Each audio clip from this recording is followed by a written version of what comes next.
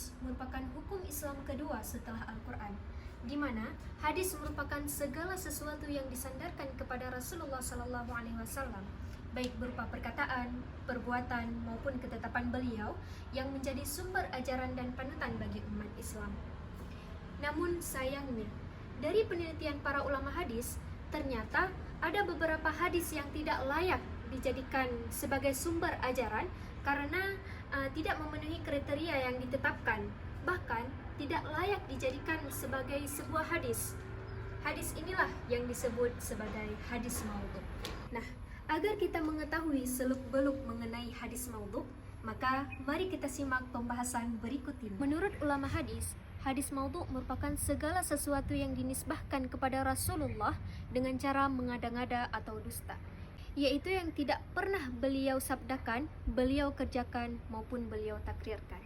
Sejarah awal munculnya hadis maudhu' yaitu pada masa sahabat, di mana pada saat itu terjadi pertikaian politik antara Ali bin Abi Thalib dan Muawiyah mengenai terbunuhnya Utsman bin Affan, yaitu yang terjadi sekitar tahun 40 sampai 41 Hijriah. Sehingga karena pertikaian itu pun terjadilah perpecahan kelompok yang mendorong sebagian umat Islam untuk membuat hadis palsu atau hadis maudhu'. Adapun faktor penyebab munculnya hadis maudhu' yaitu yang pertama, pertentangan politik antara Ali bin Abi Thalib dan Muawiyah seperti yang dijelaskan sebelumnya.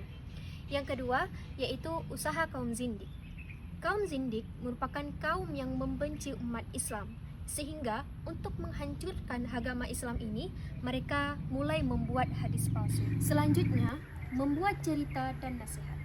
Mereka membuat hadis palsu yang berisi nasihat untuk mencari simpati dari para pendengar dan agar mereka kagum melihat kemampuannya.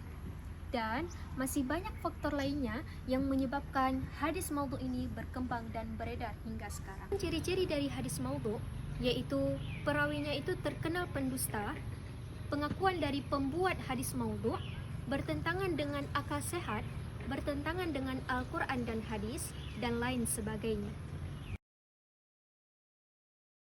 Nah, di sini masih banyak yang keliru mengenai perbedaan antara hadis maudhu' dengan hadis dhaif.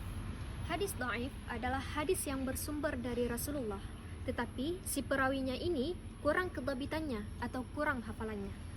Sedangkan hadis maudhu', jelas-jelas hadis maudhu' ini tidak berasal dari Rasulullah, tetapi dia mengatasnamakan Rasulullah. Adapun hukum mengamalkan hadis maudhu' yaitu tidak boleh secara mutlak. Begitupun dengan menceritakan hadis maudhu' tersebut. Namun, untuk memperingatkan orang tentang kemaudhu'annya itu diperbolehkan. Saya Fitriah Humairah, semoga apa yang saya paparkan bermanfaat bagi kita semua.